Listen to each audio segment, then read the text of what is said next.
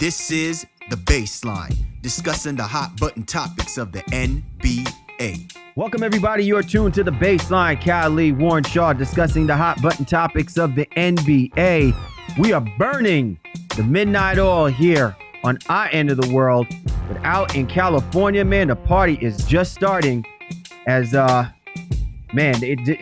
may be imminent, by the time the early weekend starts, man, we could be talking about parades and confetti raining out in the Golden State area as the Golden State Warriors bounce back from a horrific performance in Game 3 to dominate Game 4 and really put out a resounding victory, defeating the Cleveland Cavaliers on their home court, 108-97. A lot of stuff to get into.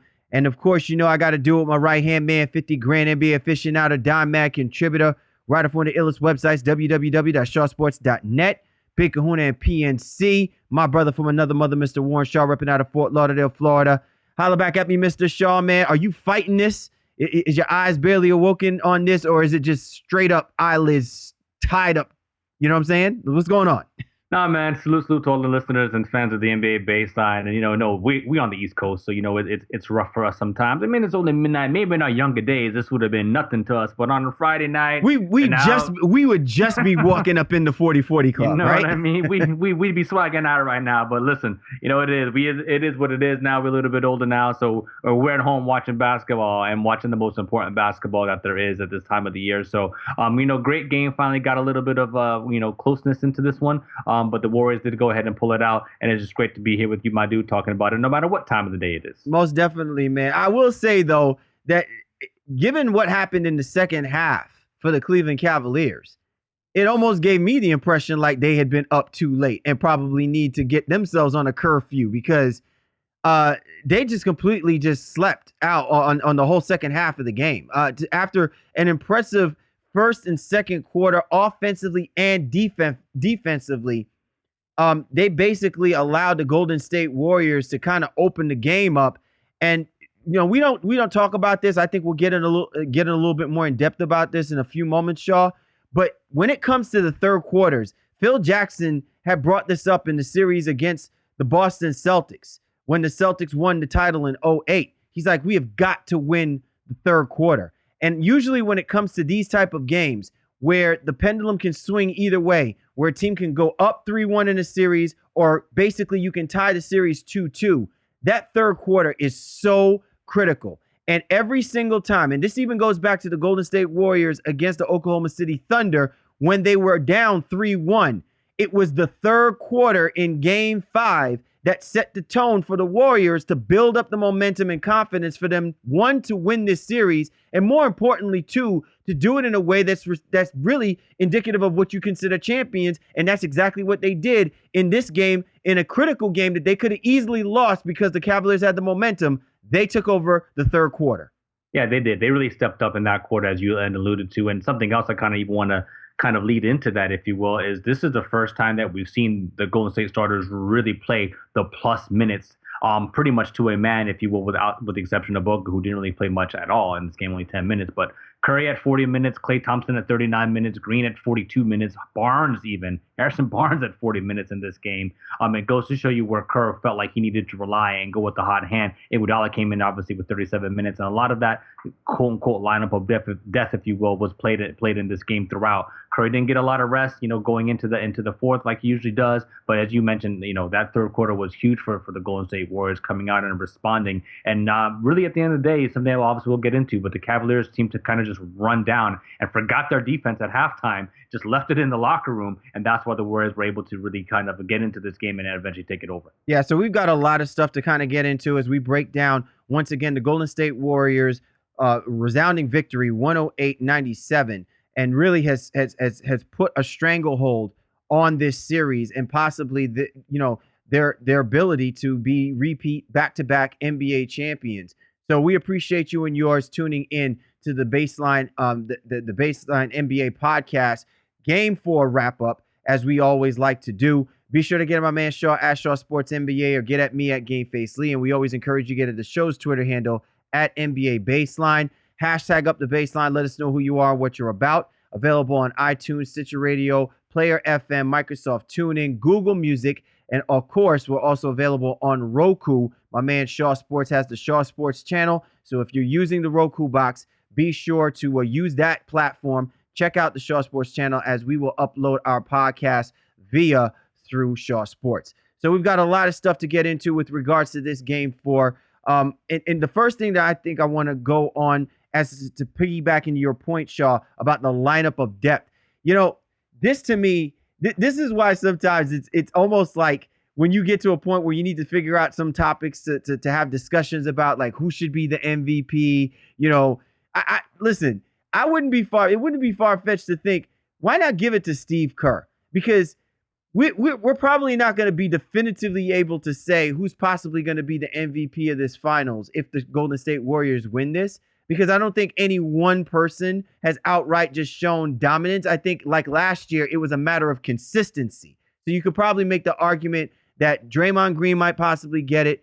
You can make the argument Harrison Barnes could be the finals MVP. But how about giving it to Steve Kerr? Because quite frankly, man, he is like the Cleo of the NBA coaches, bro. It's like he'll pull out a tarot card and he just calls up players from nowhere. Dudes are sitting in ties. We had Portia Coleman on the show earlier, a couple weeks ago, Shaw, talk about what about James Michael McAdoo? And lo and behold, James Michael McAdoo comes in 7 minutes. He doesn't do a whole lot, but he does enough to help sustain what the Warriors were able to do tonight.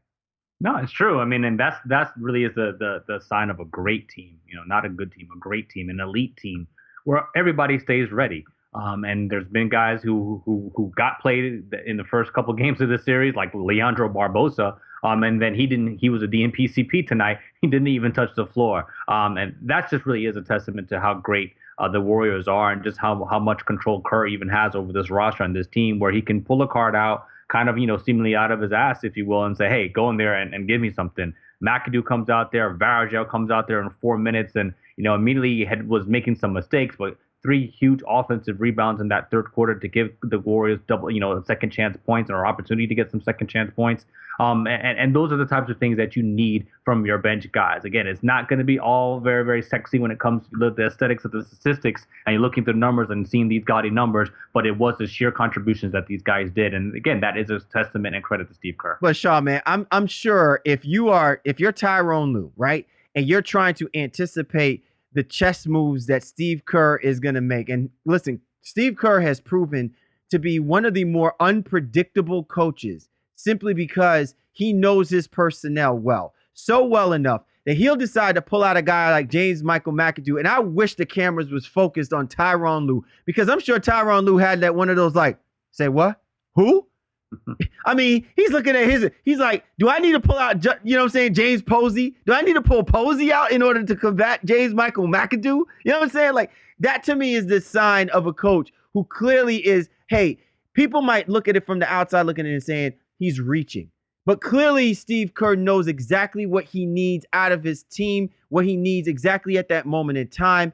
And James Michael McAdoo could have gotten sucked in the moment. Actually, you saw it a few times. This is so overwhelming for him. For a guy that's only played maybe all but 5, maybe 6 games in the regular season, not even sniffed the playoffs virtually, to now have an opportunity at this moment in time to playing in an NBA Finals on the road, a crucial situation where the Warriors are not even up. This is not garbage time. This is a critical stretch. And Kerr could have gone to Spates. He could have gone to Ezeli. Ezeli only saw 1 minute on the basketball court tonight, right? Didn't even play Maurice Spates, right? And he actually went to McAdoo before he even went to Varejao. And to me, that just says so much about Steve Kerr's acumen and understanding his team. And that to me topples exactly what we're going to be talking about right now, Shaw, was it a smart move for Tyronn Lue to start Richard Jefferson in this game and risk getting your third best, sometimes even your second best scorer offensively, best scorer in Kevin Love off early, that he had to come off the bench and really did not contribute much of anything? It was very slow for him to find his offensive game to help this Cavaliers team when it mattered. Well, I mean, we knew this was going to happen. They won in convincing fashion in Game 3 with RJ starting. And obviously because Love wasn't available, but they felt like that lineup gave them an opportunity to compete and play small with Golden State. I think that was going to happen regardless, whether Love was here or not here tonight in Game 4. But it is an interesting adjustment for Love, who was never come off the bench, and as far as I can remember, and then definitely not on this Cavaliers team. Again, coming off the bench and then being, having to go against that second unit, you might have thought, well, maybe that could have helped him kind of even get his game going and jump started a little bit. But he really was kind of just, in no man's land out there. He picked the spots, and took 6 shots in 25 minutes. And got 11 points, but really wasn't impactful overall. And that might have, been just the flow of the game. But RJ, to me, he was missing in large stretches of this game, even though he played 25 minutes. His impact really wasn't felt much after the second half. He was really kind of just running around, pinballing people, especially in the fourth quarter when he was out there, and really kind of running around with his head cut off. The interesting thing now, really for me, will be to see what happens now in Game 5. Does Love go back into the starting lineup, or does Lou decide, what, I still like Jefferson as a starter, and we'll try to take it from there. But I think we all knew this was going to happen, no matter what. That Love's going to come off the bench here in Game 4. I felt like this was the ghost of David Blatt rearing its ugly head again in the body of Tyronn Lue, because here's where I'm coming from, Shaw. And it's not that, because even the ESPN analysts were saying, I think it was a good move to play Richard Jefferson. You had to do that. Kevin Love was probably going to be the odd man out. You know what? Forget that. Okay, for a moment, let's just call it for what it is. That moment, that time frame, it proved to be successful. But you'd be naive to think that the Golden State Warriors were not going to figure out a way to nullify or neutralize that particular kind of move. Now, you could probably get away with that, but in doing it, you really kill opportunities for your best players to get in some kind of offensive flow. Forget whether or not, and I completely agree with you, Shaw, but I'm just saying, forget whether or not Kevin Love would have been comfortable. It causes a fraction, so to speak, in where your rotations really need to be. And Tyronn Lue, to me, is still not proven that he completely has the X's and O's quite underneath him when it comes to the dynamics of this team.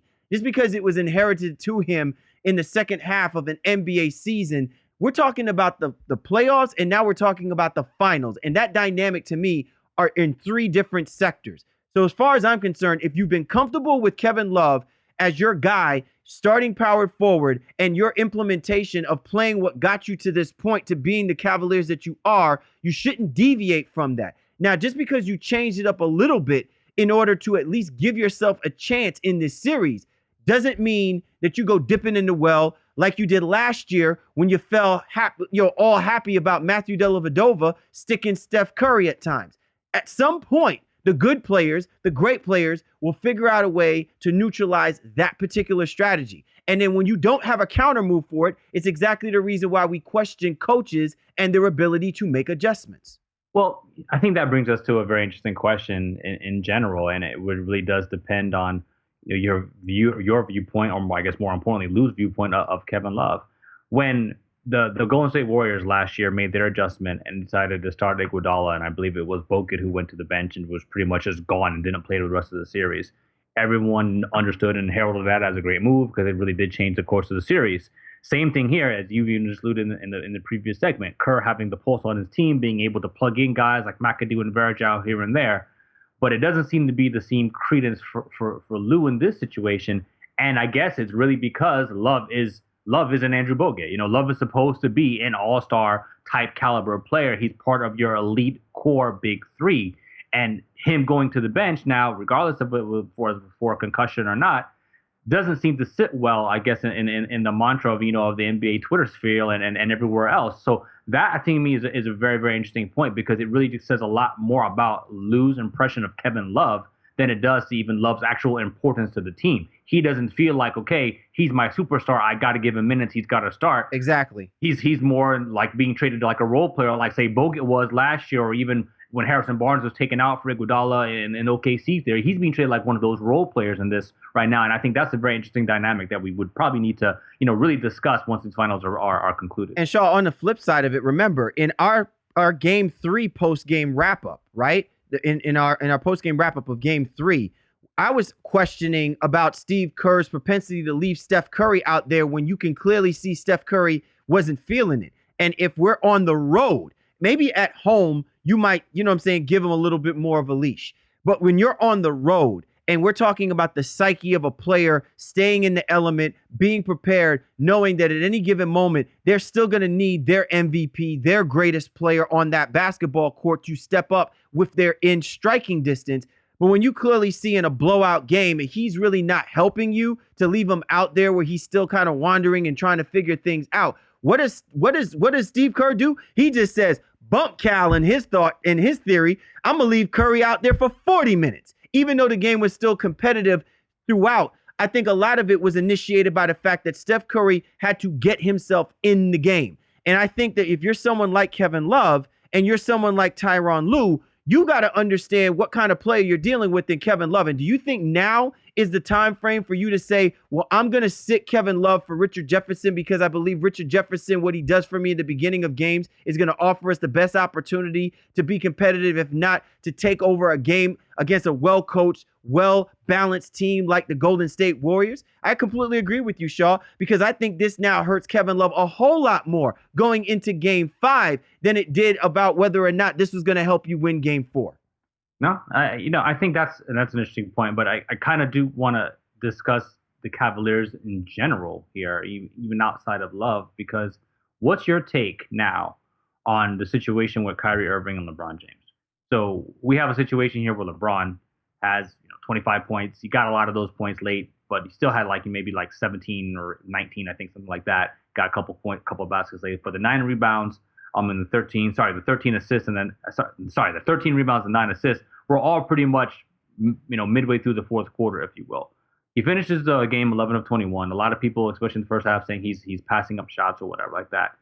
And he's now, because he's LeBron, being vilified for not necessarily doing enough. Of course, people want to point to the 7 turnovers that he had as well. Kyrie Irving, conversely, 14 of 28, shot the ball well, 34 points, 4 assists, 4 rebounds, and he's being saying Kyrie didn't have help in this one. It was really the Kyrie show. And there was times, point blank, where Kyrie was forcing. He was trying to play hero ball. But where do you stand on that from your perspective when you saw in this game? Did you think Kyrie was playing hero ball, especially I'd say more so in that second half, if you will? Or do you feel like LeBron just wasn't, didn't really do enough despite what his numbers said? I'm gonna parse the question, Shaw, with a twofold answer, because normally I would be on Kyrie Irving, because at times the perception is that what he does is hero ball. But I'm gonna be flat out about what I saw from tonight's game. I really, truly, honestly believe that Kyrie Irving wanted it more. He wanted it more than LeBron James. And I'm not saying that LeBron James didn't want to win. I'm not saying that LeBron James doesn't have the passion within himself to be driven to do this. But I keep going back to the comments that he made after they won in the Toronto series. I just felt like, I'm not saying that we should read into every single thing a player says and does. But what I'm saying is that sometimes the things that athletes do say does kind of set the tone about where their mentality is going to be moving forward. And I really believe, because up to this point, Shaw, we are now 4 games into an NBA Finals, and I have still yet to see the overall dominant, possessive, consistent balls out LeBron James for 48 minutes. Okay, we see it in flashes. We could throw out those gaudy 32-11 near triple-double numbers that helped him with that 30-point victory. I think a lot of it was just guys hitting shots. He actually, he looked really good when he made the passes and guys were hitting their shots. Tonight, he didn't look so good with the kind of passes that he made. As a matter of fact, we do more scrutinizing about LeBron James and his lack of aggression when he got into the paint, because he was quick to throw the basketball out there rather than just taking it straight to the hole. And to me, that is depicting of someone that is resigned in the fact that he's going to ride or die with his team. Not someone that's resigned in the fact that I am the best basketball player in the world, like he said last year, and he should still be the best basketball player in the world. And I said, Shaw, this is the difference between saying you are the best and you are the most dominant. Because what I'm seeing right now is a person who's satisfied being one of the best players in the game, one of the best players you could probably talk about in history, but not the most dominant. And now I'm seeing another player who wants to go out there and he wants to dominate. So, of course, that means that the ball's got to be in his hands, and that's in Kyrie Irving. And so, this is what Cleveland fans want. They want the oohs, they want the ahs, you know what I'm saying? They want the glamour, but they don't want the glitz. Then they want the glitz, but then they can't handle the glamour. And this is now what you're getting. We're going to be sitting here scrutinizing both of these players when it's all said and done. But tonight, I'm just looking at it from a pure baller's perspective, basketball perspective. I feel like Kyrie Irving wanted it more than LeBron James. And you could perceive it as being hero ball. I perceive it as somebody that's doing a lot of what the other players just weren't doing tonight when it mattered the most, which is in the second half of the game. If you weren't going to stop the Golden State Warriors defensively, then you had better be aggressive in your ability to make shots. And that's something that they just stopped doing in the second half of the game. And that's really in part by LeBron James because he sets the tone. Everyone else follows suit, but he sets the tone. And he bailed out a lot, whether you call it tired legs, whatever you want to call it. But he did not look nearly as aggressive as he should have been when the Cavaliers needed those type of shots in the second half. Yeah, I mean, he did. He was very passive, especially in the first half. So he ended up getting his points. He finishes with 25. But LeBron had to eat, right? LeBron had to get. I'm saying the stats. This is what is so great about doing these discussions after the fact, Shaw, because we watch the game and then we can look at the stat sheets. I'm gonna throw something out there, Shaw.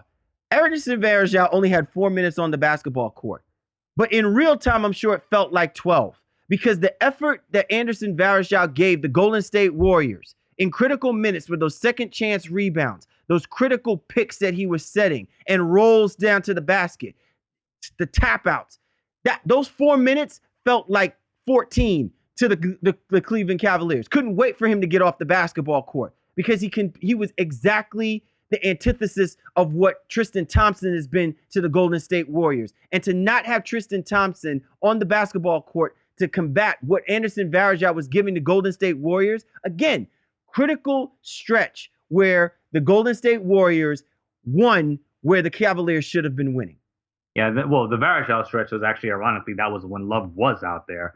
Varejao was just out working and out hustling Love on the glass. And, Tristan had another 6 offensive rebounds for Cleveland tonight too. But when you look at the stat line, sometimes it is deceiving because the game flow really does indicate that LeBron was more passive than his 25 points would indicate, and that is a problem if you're the Cleveland Cavaliers. But again, we know this about him. He is a pass first type player. He wants to get other guys involved, and he was insistent on that, especially in the first half.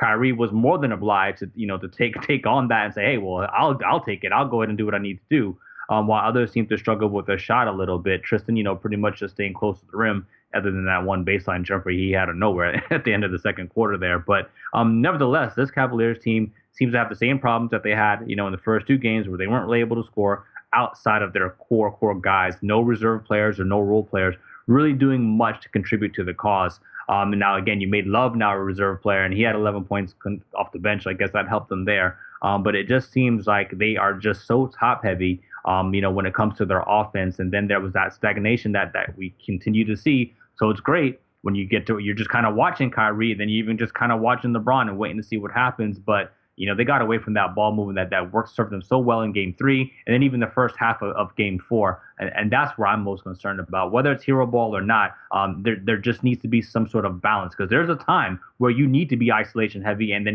hey, end of the games, end of quarter, sometimes you see that. Hey, go ahead and go get us a basket. But when it comes to the overall game flow, I'd love to see the Cavaliers and both teams.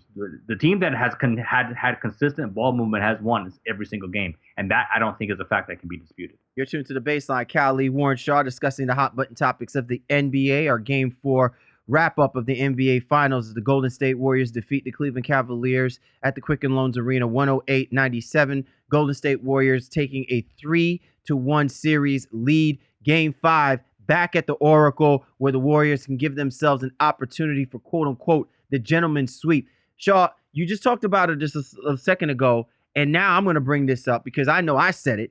I think, Kyrie Irving wanted this more than LeBron James tonight. So what was all of the extracurricular activities a reflection of with LeBron and Draymond and LeBron and Steph Curry? I mean, this is a little uncharacteristic for LeBron James, right? Because usually he channels his frustrations against his opponents on the basketball court. But I'm seeing a lot of LeBron James mannerisms and his demeanor is really taken out in areas and at times that really are just completely counterintuitive for the Cleveland Cavaliers to get their minds right and focus at the task at hand, which is to figure out how to keep the Golden State Warriors down.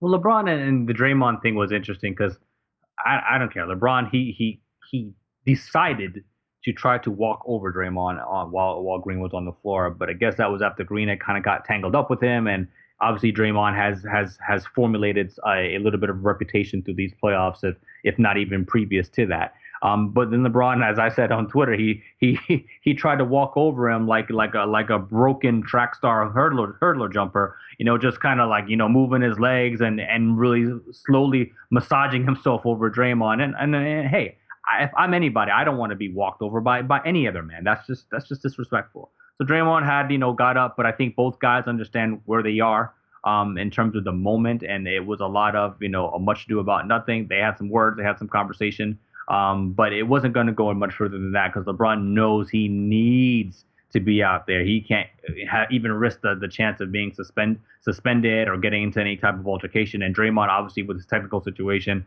I think he's one away from himself from actually being suspended if he gets a technical or a flagrant one way or the other. So both these guys sobered up real quick. But I definitely feel like a lot of it had to do with just the intensity of the game.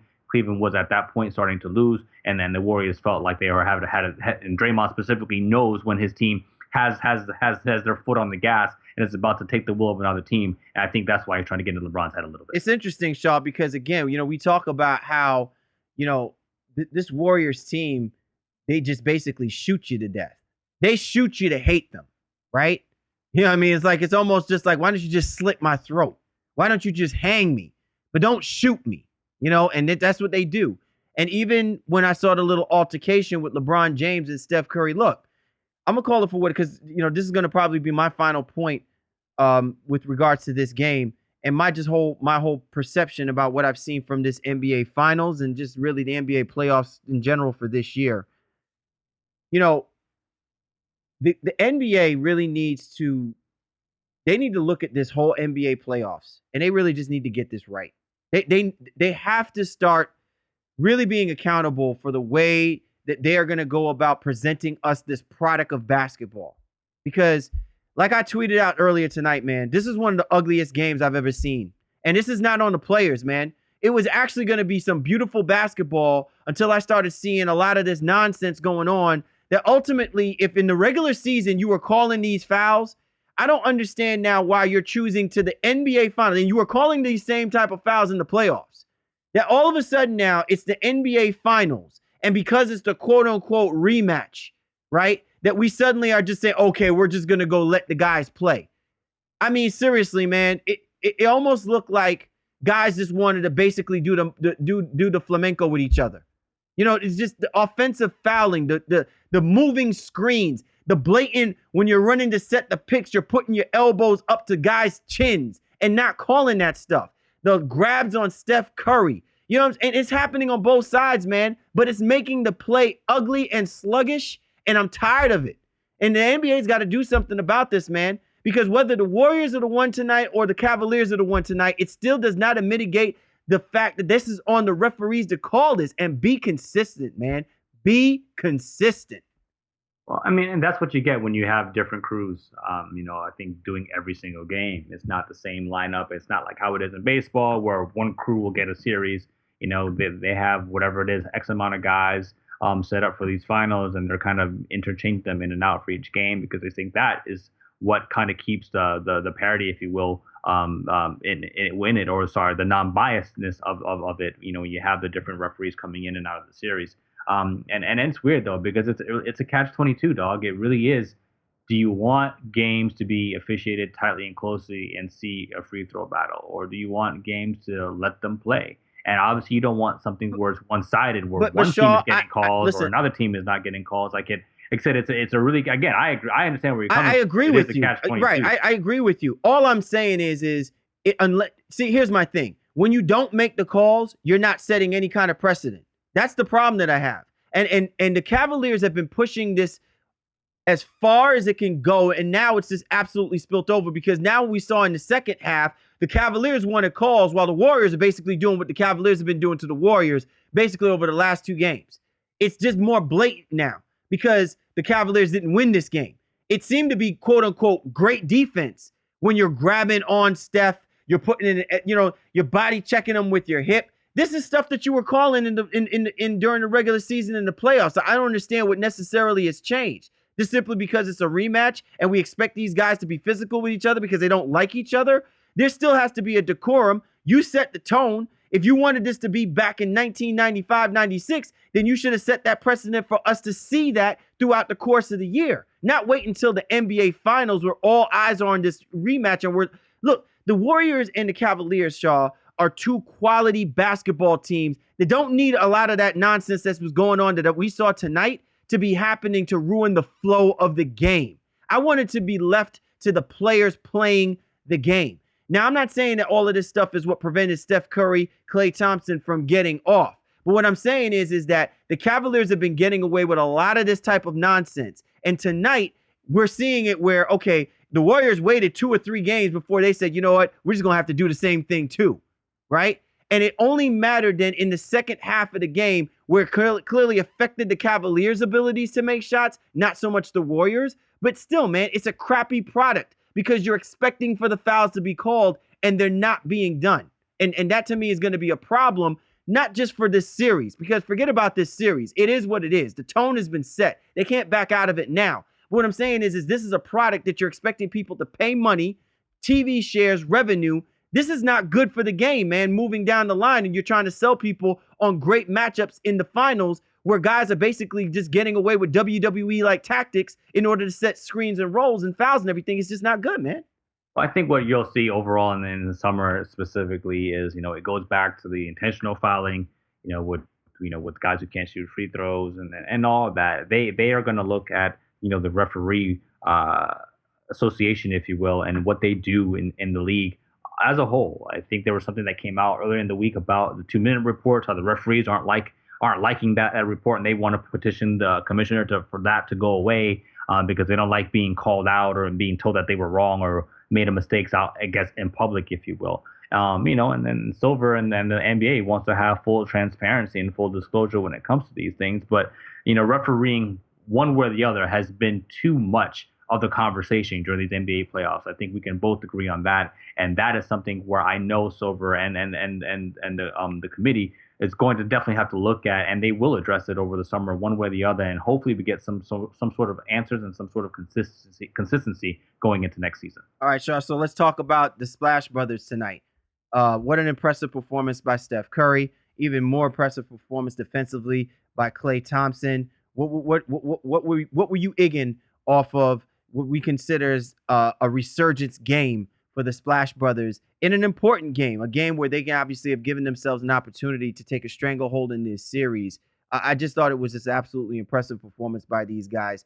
79 minutes between the both of these guys, but clearly not just the critical shots that they were making, the ability to get open and get those shots. Just, again, it's just a spectacular performance by the Splash Brothers. Yeah, it was. 11 threes between the two of them as well, too, and 38 for Curry, 25 for Klay. Same thing though, dog. What did we say? We knew this was coming. You're not going to hold them down every single game, and they found a way to get loose. Kerr said, "Listen, he was getting some of the shots that he wanted in terms of getting some of the shots he wanted for Curry to take." And Curry was just missing. He hit a lot of those shots tonight, 11 of 25 from the floor, but more importantly, 7 of 13 from the 3-point line. And then Klay, same thing. When it was tight for a little bit, Klay went on one of those padded in 9-0 runs that he can do. Hitting down, knocking down multiple shots and keeping Golden State in things until Curry kind of can regain his form, if you will. And those two guys, they're just too good where you're not going to be able to shut them down. And that this was going to happen. We just can't say that enough. At some point, these two guys were going to get loose, and this was a game that had happened. Now the more important thing is can you hold them down and disrupt them one more time, hopefully in Game 5 if you're the Cleveland Cavaliers, because otherwise, if those guys get off, now you're going back home where, again, what we've been talking about, the role players and bench players are now going to feel more comfortable if you're on the Golden State side. It could really become a raucous and really unproductive environment if you're the Cleveland Cavaliers. They've got to figure out a way to try to get these guys back off their game and see if the rest of the guys can beat them like they did in game one. All right, Shaw. So let's not dilly-dally with it. Game 5, Monday, Warriors, Cavaliers. Cavaliers in a must-win or go-home situation on the road. Do they get it done? No, I don't. I don't like it. I don't like it at all. No. Don't like it. Don't like it. And I tweeted out. I said, "Listen, I feel like a fool for even doubting Golden State and using what I saw against them in the Western Conference Finals to kind of gauge, how they would be in this series. Thinking that the Cleveland Cavaliers, for as hot and as well as they were playing, that they could actually force us into a 6th or 7th game. Obviously, still had the Warriors winning the series, but just from what we've seen overall, especially with the Warriors winning in so many different ways, I think their 3 wins have come in 3 very different fashions. If I'm looking at it, and I just don't think the Cavaliers have a very good chance going on the road to try to go ahead and extend the series against a team that knows that they want to close things out. Yeah, I just looked at this game and then I just said this is the game that this was the finals right here. Because if I was to give the Cavaliers any kind of a semblance of hope or an opportunity or chance, it would have to have been how do they respond after what they did in game 3.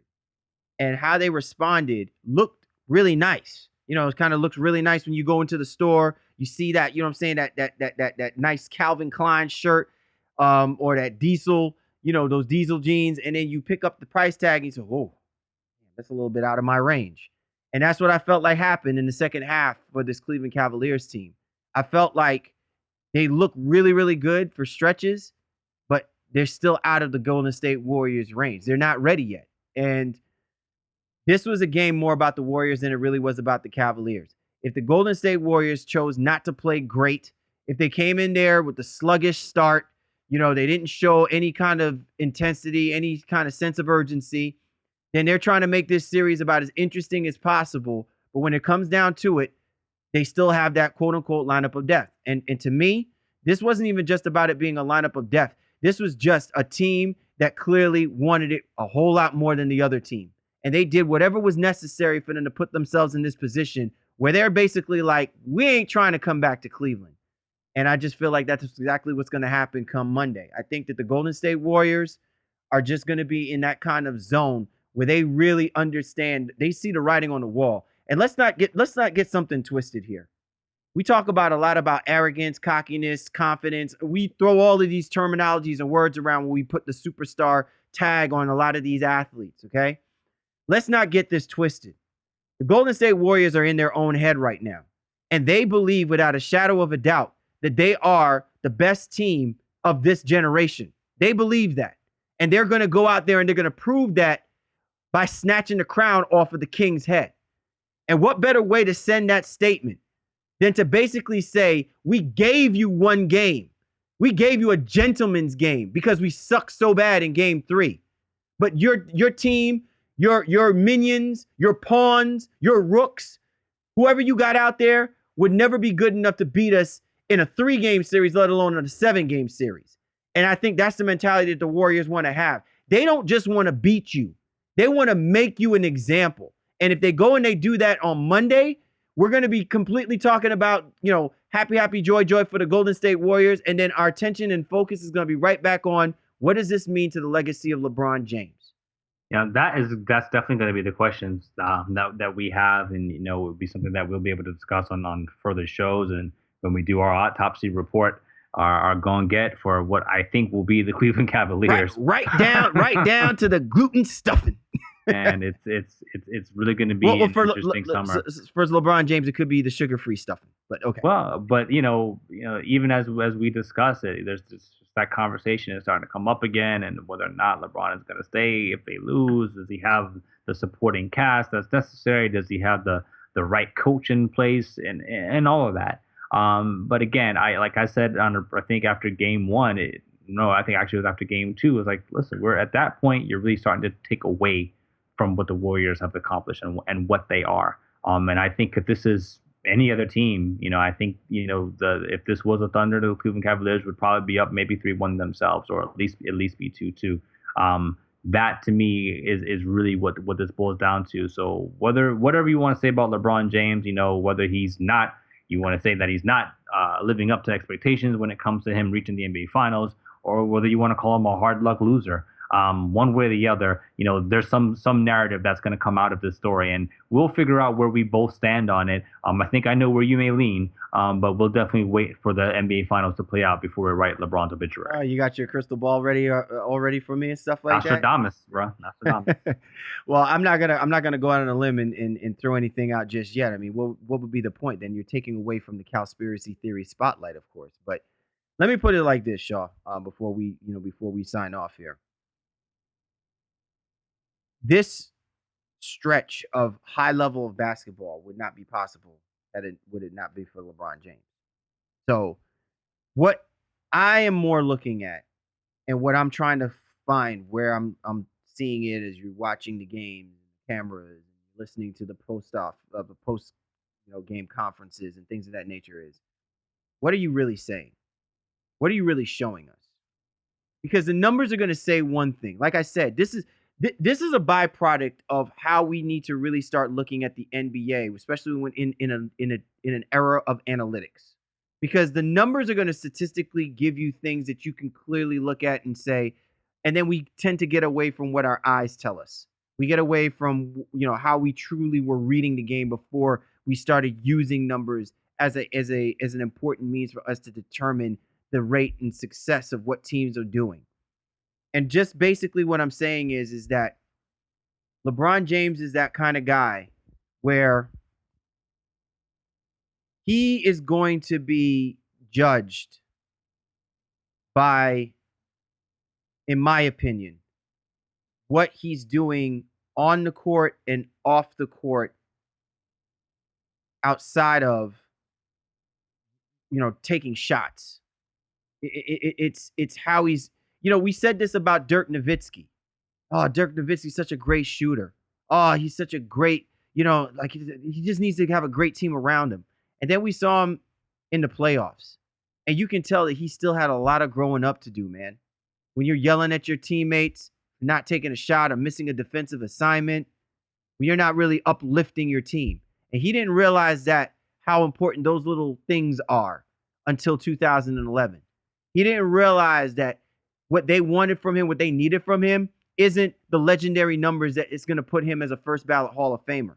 Like right now, what we're talking about with LeBron James is more than just being a first ballot Hall of Famer, about the numbers. It's about what he's giving his team that he knows and he's been around right now for the last 2 years. What's needed to put them on a level to play with what this Golden State Warriors team is putting out on the basketball court. And that's the thing that I'm questioning. Because there's going to come a point where a lot of that's not going to mean anything when your athleticism gets away from you, is no longer there, right? And you're going to have to rely on other things to make you that elite basketball player, to make you that upper echelon basketball player. And I'm just wondering if whether or not we're going to be questioning those little elements, those little things, once this series eventually passes. And I think we all are wondering the exact same thing, just what exactly is it that doesn't allow him to consistently reach the promised land, although he gets so close and it seems to be within an arm's reach, if you will. Again, LeBron is the first ballot Hall of Famer, as everybody knows, and has put up an massive, amazing numbers throughout his career, and will continue to do so until he decides to hang up his Nike. But nevertheless, something is not right with these situations. But a lot of times too, it's like you're running into these buzzsaws that just seem to have figured out a way to stop him and to thwart the rest of his teammates and even him at times as well. Yeah, it's called the Western Conference. Yeah, that's what this is called. All right. Well, the Golden State Warriors once again defeat the Cleveland Cavaliers 108-97. Game 5, Oracle. Win or go home. It's as simple as that. My man Warren Shaw. Be sure to check him out, www.shawsports.net. The Baseline NBA podcast. We got some great shows on tap, so definitely check us out. Of course, we're going to have our post-game wrap-up for Game 5, win or lose. And hopefully, it could be a situation where maybe we can give ourselves a Game 6, maybe a Game 7. But from what all things are talking about from our end of the spectrum, it sounds like we might have to be getting ourselves ready for a go on and get segment for the game. So for the post game. So Be sure to check us out, man. Available on all the major platforms. Please give us a subscribe or give us a rating. It's always helpful when you have one of the best NBA podcasts discussing things in the NBA as one of the top podcasts, as the go-to podcasts that are out there. So we always encourage you to do that. For the Baseline, Cali, Warren Shaw, we appreciate you guys as always. Don't go too far. Come check us out. We'll be right back on it come the end of this weekend and moving forward. For the Baseline, Cali, Warren Shaw, we appreciate you guys. And we'll catch up with you next time.